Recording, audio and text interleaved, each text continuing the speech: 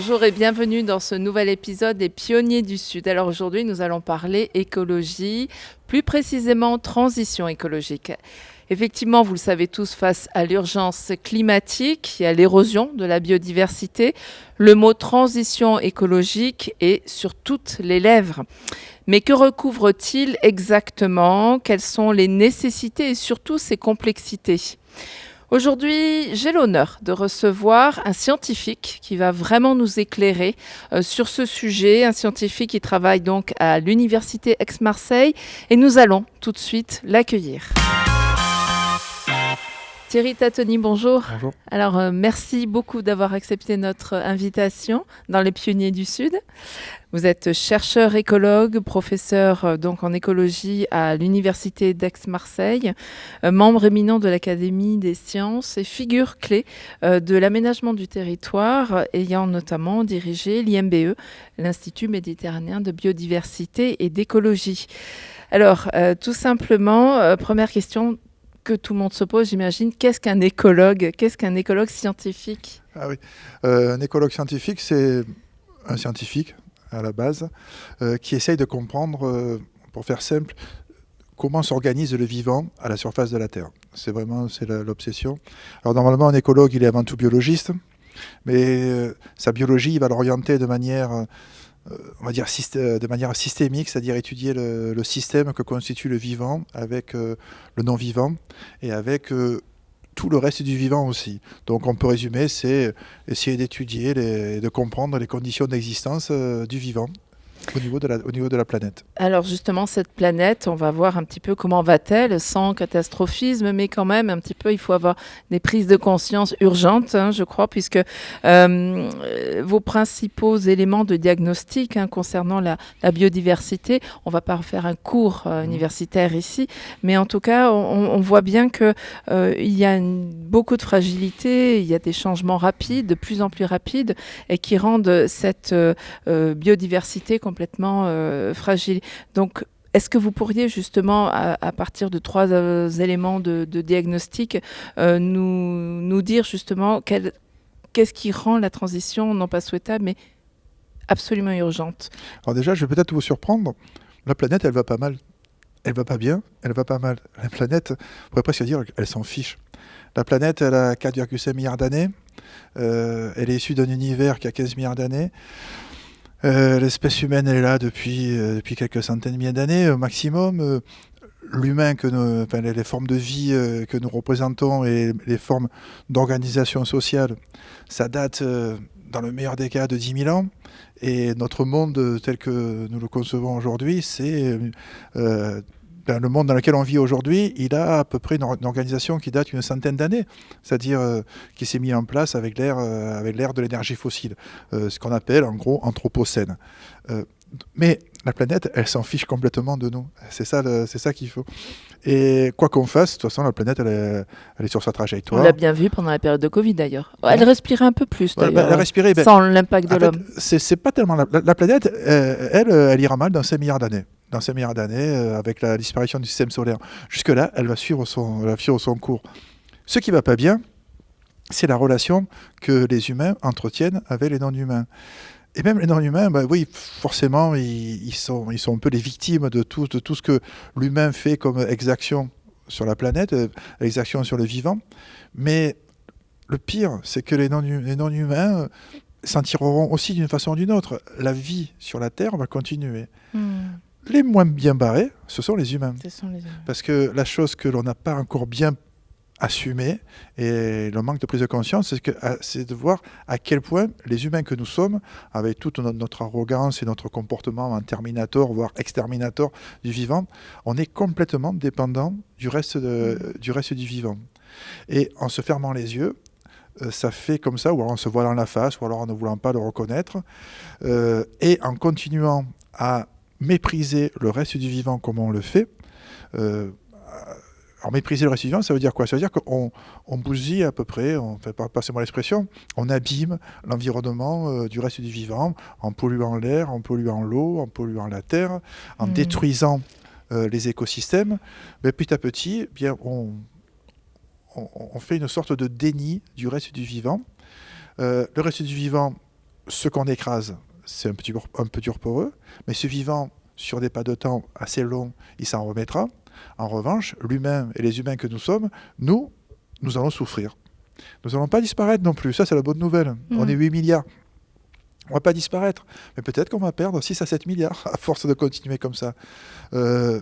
Pour les humains que nous sommes, doués d'une certaine forme d'intelligence, est-ce que c'est acceptable de se dire que, tiens, pour s'inscrire dans la flèche du temps, et la planète va nous embarquer, mais va nous faire diminuer nos populations de quelques milliards. Est-ce que c'est ça le challenge d'aujourd'hui? Donc on peut dire que la nature s'en sortira, la planète s'en sortira, l'humain et l'humanité s'en sortira très très mal.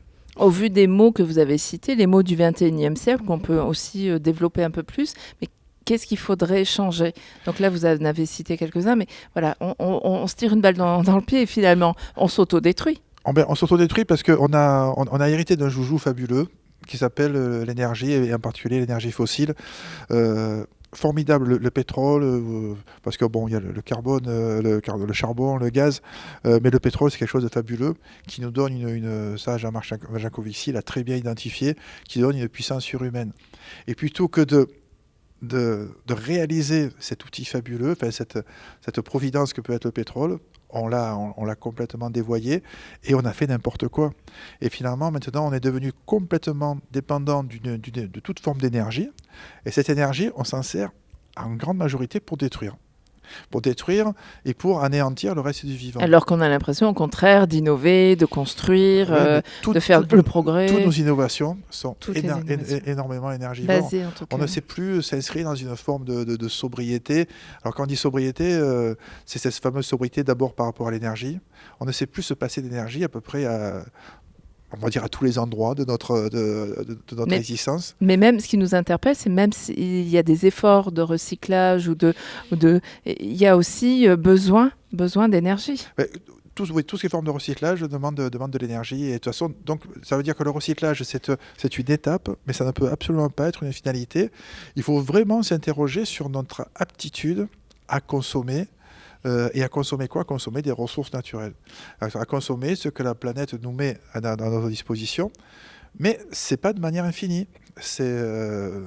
La planète, elle est finie. Ce que vous dites, c'est que tout changement, toute amélioration, tout changement ne peut venir que de la biodiversité. Le seul salut peut venir de... Alors, moi, finalement, plutôt que de dire biodiversité, qui peut paraître un petit peu sibyllin, c'est la dynamique du vivant. On est complètement dépendant de cette dynamique du vivant. Cette dynamique du vivant, a priori, il n'y a rien qui peut l'arrêter. Parce que le vivant, c'est une mécanique qui est bien rodée, qui a démarré il y a 4,6 milliards d'années. Et puis dès l'instant que le vivant peut se reproduire, et c'est la grande force du vivant, le vivant est autonome en théorie, dès l'instant qu'il peut se reproduire, le vivant est inarrêtable. La seule chose qui peut l'arrêter, c'est quand il n'a plus d'endroit pour pouvoir s'épanouir. Donc c'est ce qu'on appelle la destruction des habitats, la destruction des écosystèmes. Et là, c'est vrai que ça peut freiner ce vivant. Dès l'instant qu'on freine ce vivant, on a freiné notre ressource inépuisable. On fait disparaître notre ressource inépuisable. Et c'est là que c'est notre existence de même qui est en jeu. Alors, existence, dans le contexte actuel, en gros, c'est notre confort et notre bien-être qui est en jeu. Encore une fois, l'espèce humaine, sur un plan écologique, si on prend les lois de ce qu'on appelle de la biologie des populations, avec 8 milliards d'individus, on s'en sortira forcément. Mais est-ce que l'espèce humaine est destinée à avoir un mode de fonctionnement sur le long terme similaire à n'importe quelle autre espèce sur Terre? Ça veut dire qu'on met un voile sur toute la spécificité de l'humanité, toute la particularité de l'intelligence humaine. Et en ce moment, et depuis quelques décennies, c'est enclenché, mais là, ça s'accélère. On est juste en train de nier l'intelligence humaine. On est en train de nier le propre de l'homme, qui est d'avoir un petit peu ce recul, cette clairvoyance. C'est pareil à l'intelligence humaine. Enfin, on a l'impression, sans faire du déterminisme, que l'intelligence humaine, c'est un cadeau de l'évolution. Et tout a été mis en place au niveau de notre évolution, même anatomique, physiologique, pour qu'on soit ces êtres intelligents, doués de raison, doués de conceptualisation, et surtout d'avoir une notion de l'avenir. On est à peu près la seule espèce. On est la seule espèce à avoir la notion de l'avenir. Et c'est incroyable de voir comme on est incapable de se servir de ce don. Pourtant, c'est pas pour rien. On s'est relevé, on est sur nos 2 jambes, c'est-à-dire qu'on a libéré nos bras, on a nos 10 doigts. Nos 10 doigts qui sont là pour mettre en place ce que notre cerveau génial peut arriver à penser. Si on avait le même cerveau, mais avec des tentacules ou avec pas de bras, ça servirait à rien. On aurait 10 doigts, mais sans cerveau génial, ça servirait à rien. Et tout s'est passé dans l'évolution pour qu'on ait comme ça ce cerveau capable d'une flexibilité incroyable, c'est capable d'avoir ce langage, d'avoir cette transmission de l'information et d'avoir cette conceptualisation. On est là pour ça, d'ailleurs, Voilà. aujourd'hui, la transmission de l'information. Exactement. Et tout ça pourquoi ? Pour saboter notre élément vital. Ça fait quand même vraiment réfléchir sur l'intelligence humaine. Alors justement, avant de penser à la réflexion au niveau de nos territoires, parce que vous êtes intervenu dans le Var, notamment pour une conférence justement sur le thème de la transition écologique, le pourquoi du comment. Passons à la dernière partie de notre entretien. Ça va tellement vite, on passerait des heures avec vous. Hein. C'est de savoir quel scénario pour demain. Quel scénario ? On ne va pas effectivement épiloguer. On est déjà à 2 degrés alors qu'on avait prévu 1,5. Mais c'est vrai que l'évolution dans le temps nous montre que ça s'accélère. Moi, je pourrais dire, pour résumer, pour avoir une bonne formule, soyons humains. Soyons à la hauteur de ce qu'on attend d'un humain. Soyons humains dans les relations que l'on a avec les autres et soyons humains pour entreprendre, mais pour entreprendre une autre vision de l'humanité et une autre vision du territoire. Parce que là, pour parler... Parce que ça paraît des grands mots. Quand on dit « soyons humains », on va me dire « mais qu'est-ce que c'est que ce discours un petit peu d'intello ?» Non, c'est sur le territoire, soyons humains. C'est-à-dire, si je suis vraiment humain, je vais faire en sorte que l'autre, que les autres humains puissent aussi puissent jouir de la vie, puissent profiter de la vie, puissent être bien dans leur basket. Et pour ça, il faut que je m'attache à donner tous les moyens à ce que notre environnement soit à la hauteur de nos attentes. Et nos attentes, c'est pas grand-chose, entre guillemets. C'est juste être bien. Donc soyons humains et faisons en sorte qu'on mette en place des communautés d'humains qui soient bien. Et c'est ça que je pense possible, qu'on peut rendre possible au niveau du territoire. Alors je dirais même plus des humains engagés. C'est-à-dire que vous avez vous-même quelques engagements, notamment élus. Vous êtes adjoint dans une petite commune, un petit village. Une grande commune. À Nyons, oui. À Nyons. Et également, vous faites partie du comité scientifique du parc Sainte-Baume.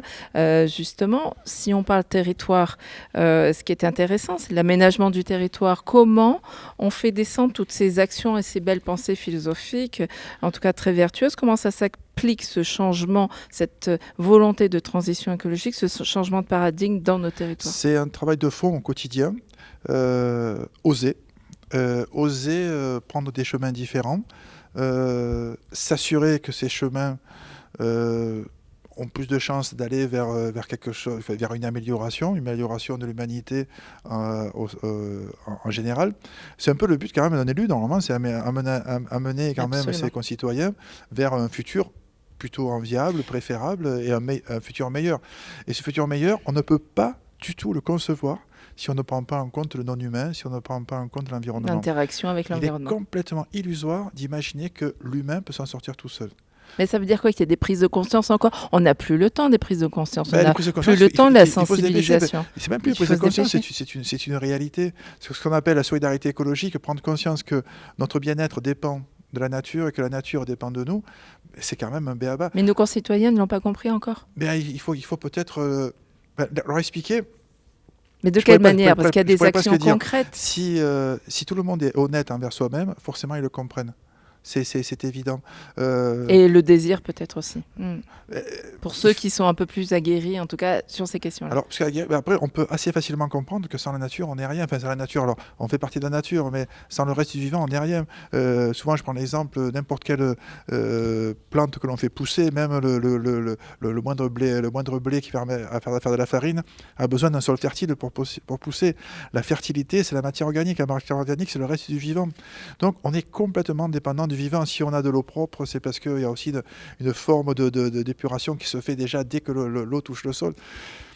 C'est même infini. Alors, c'est pour ça que je suis toujours embêté quand il faut convaincre. Comment arriver à convaincre d'une évidence et tout un chacun est capable de l'entendre. Dès l'instant qu'à un moment donné, il laisse tomber tout ce qu'on leur met tout ce qu'on nous met dans la tête par rapport au profit immédiat, par rapport à la rentabilité, par rapport à cette obsession de la rentabilité économique, du marketing, tout ça. Il faut arrêter tout ça. Il faut se sortir de cette façon de voir. Je ne dis pas qu'il s'agit d'oublier toute l'économie, mais il y a économie et économie. Et il faut essayer d'avoir une économie responsable un petit peu. L'économie responsable, vous avez justement cité ce mot qui est un petit peu initié par Pierre Rabhi, la sobriété heureuse. Comment aujourd'hui concilier le développement économique et la sobriété qui n'est pas forcément une contrainte, c'est ça? Plutôt que sobriété. Comment la voir, cette la sobriété nécessaire et urgente? Pour l'envisager, la sobriété, moi je préfère le mot renoncement. Renoncement. Il faut apprendre à renoncer. Ça, je pense que c'est primordial. Et se dire que renoncer, c'est pas c'est pas forcément négatif, ça ne peut être que positif. C'est-à-dire renoncer à quelque chose pour autre chose. On renonce à pour. C'est-à-dire pour aller mieux. Comment ? Pour aller mieux. Pour aller mieux. Parce que si on se dit, moi je renonce à ça, je m'arrête là, c'est un peu frustrant et c'est pas satisfaisant. Mais si je renonce à ça pour quelque chose de bien mieux, là c'est autre chose. Je renonce à un mode de vie et des schémas qu'on nous a mis dans la tête pour satisfaire un modèle socio-économique qui nous fout dedans. Je renonce à ça pour aller vers un modèle qui soit plus satisfaisant. Je ne dis pas de faire la révolution et je nie pas toute forme de rentabilité économique. Simplement, chaque fois que je vais me lancer dans une opération économique, il faut que j'ai le souci de savoir est-ce que je ne flingue pas mes bases, est-ce que je ne suis pas en train de foutre en l'air mes ressources. Après, je développe mon activité, il n'y a pas de problème. Je n'ai aucun problème par rapport au fait de gagner de l'argent, d'avoir des biens matériels. Tout ça ne me pose aucun problème et je n'ai aucun souci par rapport à des salaires plus élevés, moins élevés. Ce n'est pas ça la préoccupation. La seule chose qu'il faut avoir en tête, c'est quoi que je fasse, est-ce que je mets en péril l'état de la planète, le bon fonctionnement des écosystèmes, et en fait, est-ce que je mets en péril mes concitoyens, les autres? Et les ressources, bien sûr, vous parliez d'énergie et d'eau. Je crois qu'on peut faire le shift entre les ressources et les autres. Et quelque part, c'est pour ça que je dis soyons humains. Chaque fois que je fais quelque chose, se poser la question de est-ce que je ne suis pas en train de faire mal aux autres? Et si on réfléchit comme ça, parce que les autres, c'est quoi? Ce sont les éléments de l'écosystème planétaire.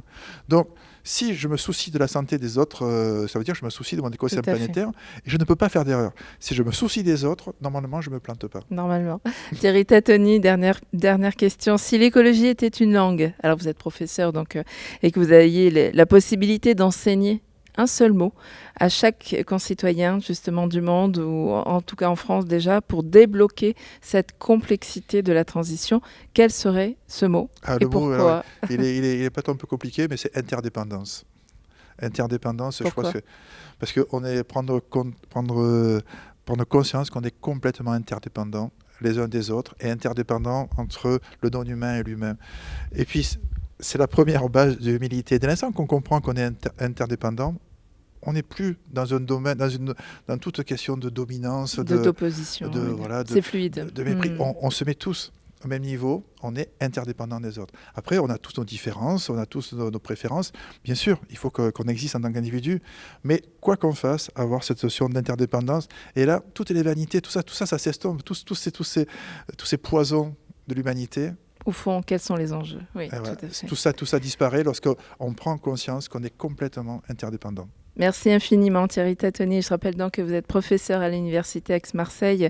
Et merci beaucoup pour la clarté et la profondeur de ces éclairages. Nous avons abordé l'impératif du diagnostic, justement, de notre environnement, de la biodiversité qui s'écroule, et la difficulté de transformer justement en action concrète sur le terrain. Mais soyons tous des acteurs dans nos vies locales. Je pense que c'est un peu la clé. Soyons engagés. Et des ambassadeurs. Parce que ceux qui ont la chance de toucher, de percevoir la lumière, il faut qu'on aille. Alors, ça fait un petit peu mystique, mais dès l'instant qu'on a cette ouverture et qui nous fait prendre conscience des choses, c'est notre devoir de se porter, d'être l'ambassadeur de ce message et de porter la bonne parole. Et ceux qui ne peuvent pas l'entendre, essayer de comprendre pourquoi ils ne peuvent pas l'entendre. Parce que c'est facile, dans ma position d'entendre, je bénéficie presque d'un confort indécent dans mon quotidien. Mais pas tout le monde a cette chance, donc il faut faire l'ambassadeur de... Pour ça, l'humain et le social sont au cœur des enjeux écologiques. Ça paraît fou, mais c'est comme ça qu'il faut le prendre. Merci, on vous retrouvera certainement bientôt dans les Pionniers du Sud. Merci pour cet entretien. Merci à vous.